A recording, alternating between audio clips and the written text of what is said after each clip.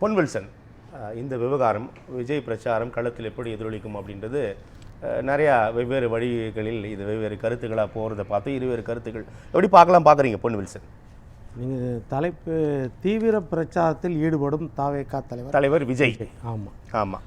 தீவிர பிரச்சாரத்தில் ஈடுபடுறாரா இல்லை பிரச்சாரத்தில் ஈடுபடுறாரா இல்லை தேர்தல் பிரச்சாரத்தில் மட்டும் ஈடுபடுறாரான்றது தான் ஒரு கேள்விக்குறி. ஏன்னா கட்சி ஆரம்பித்து கிட்டத்தட்ட 2.25 வருஷம் ஆயிடுச்சு. இந்த 2.25 வருஷத்தில் எவ்வளோ தீவிர பிரச்சாரங்கள், எவ்வளோ போராட்டங்கள், எவ்வளோ ஆர்ப்பாட்டங்கள், எவ்வளோ சிறை இப்போ பிரச்சாரம் பண்ண முடியும், எவ்வளோ சிறை நிரப்புகள். தேர்தல் நேரத்தில் மட்டும்தான் பண்ணுமா மக்கள் பிரச்சனைக்கு? அதுதான் இப்போ கேள்விக்குறியாக இருக்குது. இப்போ நீங்களே பதில் சொல்லிட்டீங்க, தேர்தல் நேரத்தில் மட்டும்தான் பண்ணணும் அப்படின்னு. திரைப்படம் ரிலீஸ் பண்ணுற மாதிரி ரிலீஸ் பண்ணுற நேரத்தில் மட்டும்தான் பேசணுன்ற மாதிரி இருக்குது. அது ஒன்று. இன்னொன்று, அவருடைய பேச்சில் பார்த்திங்கன்னா நம்ம வரட்டும் வாழட்டும், மக்கள் ஆதரவு இருந்தால் ஆளட்டும், அதில் நம்ம மாற்று கருத்தே கிடையாது. யாராக இருந்தாலும் ஜனநாயகத்தில் வரலாம். அவர் சொல்கிறதுல ஒரே டெம்ப்ளேட்டாக இருக்குதோன்றது ஒரு சவுண்டு. அதாவது எல்லாத்தையும் விட்டு நான் வந்திருக்கிறேன், வசதியான வாழ்க்கையை விட்டுட்டு வந்திருக்கிறேன். இது மறுபடியும் அவர் மைண்டில் ஏன் ஓடுது? அப்போ அரசியலில் இவ்வளோ காலம் இருக்கிறவங்கெல்லாம் வேறு வழி இல்லாமல் வந்தாங்க, இவருக்கு மட்டும்தான் வாய்ப்பு இருந்து வந்தாரா? இது ஒரு கேள்வி. ஏதோ வந்த புதுசில் வந்த உடனே சொன்னார்னா அது வேறு விஷயம். ஒவ்வொரு மேடையிலையும் மாறி இந்த விஷயத்தை சொல்லிகிட்டு இருக்காரு. அப்போ அவர் உள் மனசில் ஐயோ நம்ம எதையோ விட்டுட்டு வந்துட்டோமோ, எவ்வளோ கோடிக்கணக்காக விட்டுட்டு வந்துட்டோமோன்ற ஒரு எண்ணம் இருக்குதா அப்படின்ற ஒரு கேள்வி வரும். அடுத்தது என்ன சொல்கிறாருன்னா, இப்போ சமீபமாக சொல்கிறாரு திமுக கூட்டணியை எதிர்க்கணும். திமுகவை மட்டும் கிடையாது, திமுக கூட்டணியை தான் எதிர்க்கணும். ரைட்டா? ஆனால் காங்கிரஸ் எங்கள் கூட தான் இருக்குதுன்றார். உண்மையான காங்கிரஸ். ஆமாம். அப்போ காங்கிரஸ் உண்மையான காங்கிரஸோ பொய்யான காங்கிரஸோ, காங்கிரஸ் கூட கூட்டணி வைக்கிற காங்கிரஸ் அது தெரியல. இப்போ அவர் கூட உண்மையான காங்கிரஸ் இருக்குதுன்னா அதில் யார் தலைவர்கள் இருக்கிறாங்க? ஏதாவது தலைவர்கள் அவர் தான் விளக்கம் கொடுக்கணும். கொடுக்கணும்ல. அப்போது இவர் திமுகவை விமர்சனம் பண்ணோம், ஆனால் விடுதலை சிறுத்தைகளையும் விமர்சனம் பண்ணக்கூடாது, கம்யூனிஸ்ட்டை விமர்சனம் பண்ணக்கூடாது, வைகோவை விமர்சனம் பண்ணக்கூடாது, காங்கிரஸை விமர்சனம் பண்ணக்கூடாது, ஆனால் திமுகவை மட்டும் பண்ணணுன்னா இது எவ்வளோ பெரிய கேள்விக்குறியாக இருக்குது? அதிமுகவை பொறுத்த வரைக்கும் அத்தனை பேரையும் விமர்சனம் பண்ணுறாங்க. இப்போ திமுகவை பொறுத்த வரைக்கும் அதிமுக விமர்சனம் பண்ணுறாங்க, பிஜேபியும் விமர்சனம் பண்ணுறாங்க, அந்த கூட்டணியில் இருக்கிற அத்தனை பேரையும் விமர்சனம் பண்ணுறாங்க. இதுதான் களம். அடுத்தது என்ன சொல்கிறேன், 2 பேருக்கும் தான் போட்டின்னு அடிக்கடி சொல்கிறார். அது அவர் விருப்பம், அவர் உரிமை, நம்ம இல்லைன்னு சொல்ல வரல. ஆனால் மக்கள் தானே அது முடிவு பண்ணோம் யாருக்குள்ள போட்டி அப்படின்னு. நம்ம கடந்த கால வரலாறு கொஞ்சம் எடுத்து பார்த்தோன்னா யாருக்குள்ள போட்டின்றது மக்கள் எப்படி தீர்மானிச்சிருக்கிறாங்கன்றது தெரியும். அதாவது 75 வருட கட்சி திமுக, 54 வருட கட்சி அதிமுக. 1972லேருந்து இப்போ திமுக பகையை மட்டும் சொல்கிறேன். 1972லேருந்து திமுகவுக்கு இருக்கிற ஒரே எதிரி கட்சி அதிமுக. திமுகவை 1972லேருந்து எதிரி கட்சியாக பார்க்குறாங்க, 54 வருடமாக. அதற்கு பிறகு 1994 வைகோ அவர்கள் திமுகவை எதிர்கட்சியாக பார்த்தார், மதிமுக கட்சி. அதற்கு பிறகு 2005 தேமுதிக கேப்டன் விஜயகாந்த், இப்போ அவங்க இதுக்கு முன்னாடி 2 தடவை அங்கே அதில் தான் ஓட்டு போட்டேன்னாங்க. கேப்டன் விஜயகாந்த் கட்சி திமுகவை எதிர்த்து உருவாக்கப்பட்ட கட்சி, திமுகவை எதிரியாக தான் பார்த்த கட்சி. அடுத்தது 2018 ஒரு கட்சி, டார்ச் லைட் கட்சி, மக்கள் நீதி மையம், உலகநாயகன். நீங்கள் தனித்தனியாக சொன்னாலும் வில்சன், பெரும்பாலான கட்சிகள் திமுகவை எதிர்த்து ஆரம்பிக்கப்பட்டது நிதர்சனம். இதை இல்லை சொல்லி முடிக்கிறேன் நான். 2018 திமுக எதிர்த்து மக்கள் நீதி மையம், 2024 இப்போ விஜய் திமுக எதிர்த்து. இப்போ இந்த திமுக எதிர்த்த கட்சிகள் எல்லாம் எங்கே இருக்காங்க? அதுக்கு முன்னதாக நாம் தமிழர் கட்சி உருவானது. சார், நாம் தமிழர் திமுக இல்லை, அதனால தான் நான் சேர்க்கல. ஃபைன். நாம் தமிழர் எல்லா கட்சிக்கும் எதிராக உருவாக்கப்பட்ட ஒரு சித்தாந்த கட்சி. அவங்க அதிமுகவை எதிர்ப்பாங்க, அதே மாதிரி எல்லாருமே அந்த மாதிரி தான். ஆனால் விஜயகாந்த் ஆரம்பிக்கப்பட்டது திமுகவுக்கு எதிராக தான். திமுகவுக்கு சார் 1008 தடவை அவர் பேசிட்டார். இல்லை எம்ஜிஆர் மாற்றா என்ன சார் இவர் பேசுறாரு? நான் எம்ஜிஆர் சார், இதெல்லாம் நான் என்ன சொல்றேன், நீங்க இதை பேசுங்க, கரெக்டா மாத்தி பேசாதீங்க. அவர் நான் தான் எம்ஜிஆர், நான் தான் அதிமுக கட்சின்றாரு. கருப்பு எம்ஜிஆர். ஆமா, பின்ன அப்புறம் நான் கருப்பு கருணாநிதின்னு சொன்னாரா? இல்ல நான் சிவப்பு கருணாநிதின்னு சொன்னாரா? யாரும் இது வரைக்கும் அந்த மாதிரி சொன்னதே கிடையாது. இப்போ இதுதான் புரிஞ்சுக்கணும். இப்போ இந்த கட்சிகள் எல்லாம் நான் சொன்ன அத்தனை கட்சிகள் மதிமுகலேருந்து தேமுதிகவிலேருந்து அதே மாதிரி எடுத்துக்கிட்டிங்கன்னா மக்கள் நீதி மையத்திலேருந்து அத்தனை கட்சிகளும் இப்போ எங்கே இருக்கிறாங்க?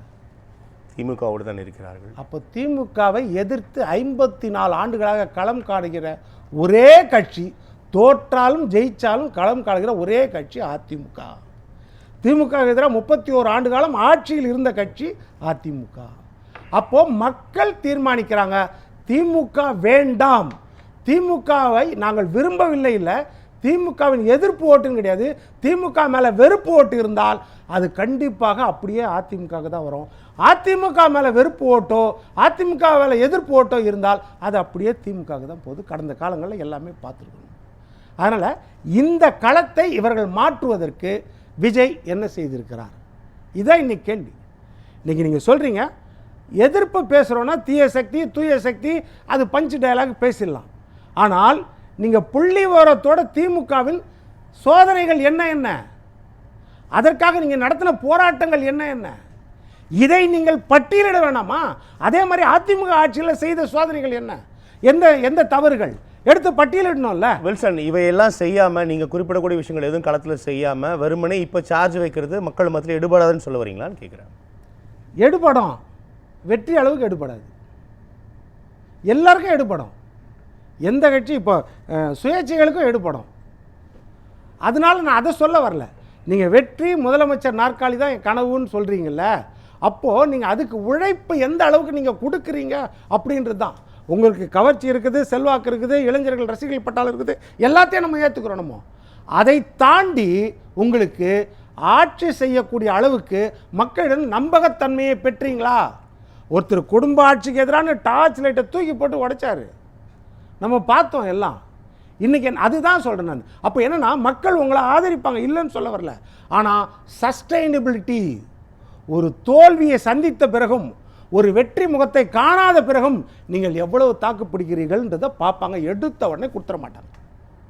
இன்றைக்கு திமுக மேலே வெறுப்பு இருக்கிறதா, திமுக மேலே அதிருப்தி இருக்கிறதா, திமுக மேலே எதிர்ப்பு இருக்கிறதா, அது பழைய பென்ஷன் திட்டத்திலேருந்து, பகுதி நேர ஆசிரியர்கள்லேருந்து, இடைநிலை ஆசிரியர்கள்லேருந்து, மீனவர்கள்லேருந்து, மாணவர்கள் கல்வி கடன்லேருந்து எடுத்துக்கிட்டிங்கன்னா, செவிலியர்கள், மருத்துவர்கள், அத்தனை பேர் எடுத்துக்கிட்டிங்கன்னு வச்சுக்கோங்க, விவசாயிகள் அத்தனை பேரும் எதிர்ப்பு என்றால் நம்மை காக்கக்கூடிய இடத்துல இருக்கிறது அதிமுக தான். அந்த எண்ணம் தான் இயற்கையாக வரும். இதை நீங்கள் கடப்பதற்கு, இதை மீட்பதற்கு என்ன செய்திருக்கிறீங்க, எவ்வளோ உழைத்திருக்கீங்க. நீங்கள் தூய்மை பணியாளர்கள் பேசுனீங்க. தூய்மை பணியாளர்கள் தமிழ்நாட்டில் எத்தனை ஜோன், சென்னையில் எத்தனை ஜோன், அந்த ஜோனில் எத்தனை ஜோன் வந்து கடந்த காலங்களில் வந்து தனியாருக்கு கொடுக்கப்பட்டது. அந்த காலத்தில் வந்து நம்ம ஸ்டாலின் அவர்கள் கடந்த எதிர்க்கட்சி தலைவராக இருக்கும்போது என்ன போராட்டம் பண்ணார், எந்த வாக்குறுதிகளை கொடுத்தார்? 153வது வாக்குறுதி, 285வது வாக்குறுதி என்னன்னு கொடுத்தாரு? இது மொத்தமும் தெரியணும். ஆனால் அந்த தூய்மை பணியாளர்கள் 13 நாள் போராட்டத்துக்கு பிறகு பனையூரில் கூப்பிட்டு பார்த்த பிறகு ஃபாலோ அப் நடவடிக்கை நீங்கள் எடுத்தது என்ன? திருபுவனம் அஜித்குமார் காவலாளி, கோவில் காவலாளி அப்பாவி கொலைக்கு பிறகு அதற்கு நீங்கள் கொடுத்த அழுத்தங்கள் என்ன என்ன? ஒவ்வொரு வரிசைப்படுத்தும் பொழுது அதான் ஆட்சியாளருக்கு கொடுக்கக்கூடிய போராட்டங்கள், தொடர் போராட்டங்கள், ஆர்ப்பாட்டங்கள், சிறை நிரப்பு, என்ன விஷயம் இதெல்லாம் இருக்குது இல்லை? சாம்சங் தொழிலாளர் பிரச்சனை அதே மாதிரி தான், எத்தனை பிரச்சனைகள். ஆனால் நீங்கள் என்ன செய்கிறீங்கன்னா, செலக்டடாக வந்தீங்கன்னா அது முடியாது. என்னைக்கோ ஒரு நாள் வரணும். அதாவது இந்த பிம்பத்தை எனக்கு வந்தால் கூட்டம் வருது, எந்தால் கூட்டம் வருதுன்னா, மற்ற கட்சிகள்லாம் இன்றைக்கி சுபேர் சொன்ன மாதிரி ஸ்டாலின் மேடையில் என்ன யோசிப்பார், எப்படி நம்ம அதிமுகவை எப்படி தாக்கலாம், அதிமுக என்னென்ன குறைகள், பிஜேபி என்னென்ன குறைகள், திமுக என்ன சாதனைகள் செய்யுது, இதெல்லாம் நம்ம என்ன சொல்லலாம் அவருக்கு யோசனையில் இருக்கும். இல்லைனா அதிமுக தலைவர் எடப்பாடி பழனிசாமி என்ன இருக்கும், திமுக எந்தெந்த வேதனைகளை மக்களுக்கு கொடுத்துருக்கிறது, நாம் 4 வருஷம் என்னென்ன சாதனைகள் பண்ணோம், வந்தால் என்னென்ன செய்ய போகிறோம் அப்படின்னு அந்த 200 தொகுதியிலையும் பிரச்சாரம் பண்ணும்போது அவருக்கு இந்த சிந்தனை தான்.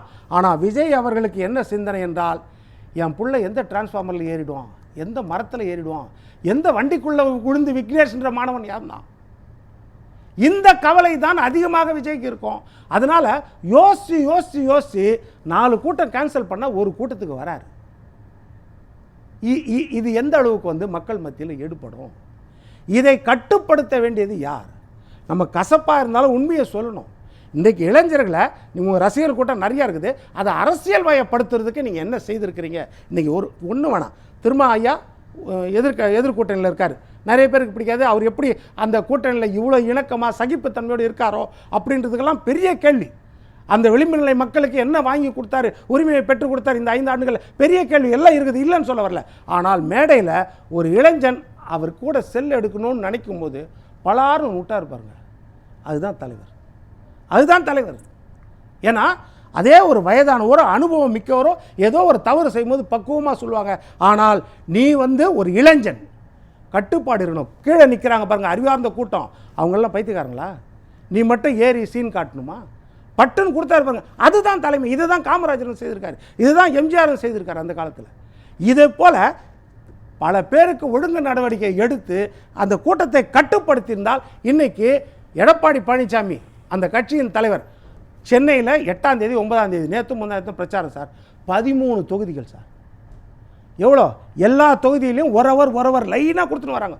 4 மணி 5 மணி இங்கே, 6 மணி இங்கே, 7 மணி இங்கே, 8 மணி இங்கே, 9 மணி, அவ்வளவும் கவர் பண்ணுறாருல, அவ்வளவும் கூட்டம் சேருது இல்லை? எப்படி சேருது? அந்த கட்டுப்படுத்தப்பட்ட கூட்டம் இருந்தால்தான். அதனால தான் நீங்கள் வாங்க வரவேணான்னு சொல்ல ஜனநாயகத்தில், ஆனால் மக்களுக்காக இன்னும் உங்களை ஏகப்பட்ட தியாகங்கள் செய்ய வேண்டியது இருக்குது. அதை செய்வீங்களான்ற நம்பிக்கை மக்கள் மத்தியில் இல்லை. இந்த தேர்தலை தாண்டிய பிறகுதான் மக்கள் களத்தின் செயல்பாட்டோட நீட்சி தான் பிரச்சாரம் சொல்றீங்க. நிச்சயமாக நிச்சயமாக அதுதான். ஆமா நிச்சயமாக நான் புரிஞ்சுக்கிறேன். வில்சன், மக்களோட தீர்ப்பு தொடர்பாக உங்களுக்கு கருத்து பார்வை? இல்லை, ஒரு எல்லா இடத்துலையும் இருக்கிற பரவலாக ஒரு செய்தி எப்படின்னா திமுகவுக்கு பாதிப்பு இருக்கலாம் அப்படின்றது எல்லா இடத்துலையும் பரவலாக. திமுகக்குன்னா திமுக கூட்டணிக்கு, தனிப்பட்ட முறையில் திமுகக்குன்னு கிடையாது. திமுக கூட்டணியில் இயற்கையாகவே இப்போ அதிமுக கூட்டணியில் பிரிந்து திமுக பாதிப்பு என்பதை நம்ம அப்படி தான் புரிஞ்சுக்கணும்னு சொல்கிறீங்களா? ஆமாம், திமுக தனியாக சொல்ல மாட்டாங்க, அது கூட்டணின்னு தானே சொல்லுவாங்க. ஆக்சுவலாக கூட்டணியெல்லாம் ஃபைனலைஸ் ஆனது தானே இது. அதனால் இப்போ அந்த கணக்கில் நீங்கள் நாம் தமிழர் சேர்க்கலைன்னு நினைக்கிறேன், அது சேர்க்கலை. அதனால் ஒட்டு மொத்தமாக அப்படி சொல்லுவாங்க. ஆனால் இது எந்த அளவுக்கு மக்கள் ஓட்டு போடும்போது தான் நம்மளுக்கு தெரியும், அது வரைக்கும் தெரியாது. இன்றைக்கி இருக்கிற பர்செப்ஷனில் வச்சு சொல்கிறாங்க. அதாவது பிரிந்திருந்த கட்சிகள் ஒன்றாக சேர்ந்து இணக்கமாக இருக்குது அதிமுக கூட்டணியில், இணக்கமாக இருந்த கட்சிகள் மனதளவில் பிரிந்திருக்கிறது திமுக கூட்டணியில். இது எல்லா இடத்துலையும் ஓரளவுக்கு அப்படியே தெரியுது. அதனால் அதில் இந்த பர்செப்ஷனில் ஒரு எதிர்பார்ப்பில் சொல்கிறாங்க. மிக குறைவாக இருந்தாலும் அதிமுகவுக்கும் பாதிப்பு அப்படின்னு வாக்களிச்சிருக்காங்க. இல்லை, அதிமுக அதே எல்லா கட்சிக்கும் பாதிப்பானா மிகைப்படுத்தப்பட்டதுன்னா அதிகமாக இருக்கிறது நீங்கள் திமுக கூட்டணி தானே. அபோவ் 50% மேலே இருக்கிற திமுக கூட்டணி தானே போட்டிருக்காங்க. அதுலேயும் அவரும் யதார்த்தமாக பேசுகிறாரு, காங்கிரஸ் எங்கள் கூட, உண்மையான காங்கிரஸ் எங்கள் கூட இருக்குதுன்றாரு. அப்போது அதில் பார்த்தீங்கன்னா போன தடவை திமுகவுக்கு கருப்பு சிவப்பு சைக்கிளில் ஓட்டு போட்டார். என்னென்னா இந்த அளவுக்கு பெரிய அளவில் பாதிப்பு இருக்குமானா எனக்கு டவுட்டு தான். மற்ற கட்சிகளுக்கு அவருக்குன்னு ஓட்டு இருக்கும், அவருக்குன்னு ரசிகர்கள் இருப்பாங்க, அவருக்குன்னு அந்த இளைஞர் இளைஞர்கள் பட்டாளம் இருக்கலாம், அது ஓட்டாக பாரக்கூடிய அடுத்த தலைமுறை ஓட்டு கிடைக்குமான்றது தான் ஒரு கேள்வி. தாக்கம் இருக்காது அப்படின்றத பிரச்சாரம் எடுபடவில்லைன்னு புரிஞ்சுக்கலாமா? தாக்கம் இருக்கும் சார், மாற்றம் இருக்காது சார். தாக்கம் எல்லாம் சுயேட்சையால் கூட தாக்கம் இருக்கும், மாற்றம் இருக்குதான்றது தான் மிகப்பெரிய கேள்வி. அவர் தாக்கத்திற்கு வந்தாரா, மாற்றத்துக்கு வந்தாரா? தாக்கத்துக்கு வந்தார்னா அவர் இன்னொரு 10ஓட 1 11 தான். மாற்றத்துக்கு வந்தார்னா இந்த உழைப்பு அவருக்கு பத்தாது. ஏன்னா இன்றைக்கி அவருடைய ரசிகர்களும் 20-30 வருஷம் சொன்னார். இப்போ நம்ம சகோதரர் கூட சொன்னார். ஆனால் இந்த தடவை வேட்பாளர்கள் பார்த்திங்கன்னா 106 வேட்பாளர்கள் வேற்று கட்சிகளிலிருந்து வந்தவர்கள், 106 பேர் மாற்று கட்சியிலிருந்து மாற்று சிந்தனையோடு ரசிகர்கள் அல்லாதவர்கள் 106 பேர் இருக்காங்க அவங்க கூட்டணியில். அப்போது இது என்னன்னு சொல்லுவீங்க? அப்போது அது ஒரு மறுவாழ்வு மையமாக மாறிடுச்சா அப்படின்ற எண்ணம் வருமா இல்லையா? இது முக்கியமானது, அதுதான் பார்க்கணும். ஏன்னா அதனால தான் அந்த எதிர்பார்ப்பு. ஏன்னா செங்கோட்டையன்கள் கிருஷ்ணன்கள் எல்லாம் அங்கே போனால் புனிதமாயிடுறாங்களா இந்த கேள்வி. ஏன்னா நாங்கள் தூய சக்தி அப்படின்னு சொன்னவங்க மற்றவர்களாக இன்றைக்கி போய் நாளைக்கு சீட்டு வாங்கிடுறாங்க, காங்கிரஸ் செல்வம் கொண்டு எல்லோரும் வாங்கிடுறாங்கன்னு போது அப்போ எல்லாருக்கும் இந்த எண்ணம் இருக்கும்ல. அப்போது இதுவும் எல்லா கட்சியும் போல் ஒரு கட்சி, அவ்வளோதான் ஒழிய மற்றபடி மாற்றத்தை கொடுக்கக்கூடியது அப்படின்ற இது இருக்காது இல்லையா, அந்த பிம்பம் இருக்காது இல்லையா, அதுதான் முக்கியம். இதையெல்லாம் மாற்ற வேண்டும் என்பது தான். அவரை பொறுத்த வரைக்கும் வந்தார்னா ஒரு தோல்வியை மக்கள் கொடுத்தார் கூட அதுக்கப்புறம் அவர் தாக்கு பிடிப்பாரான்றது தான் மிகப்பெரிய கேள்விக்குரிய.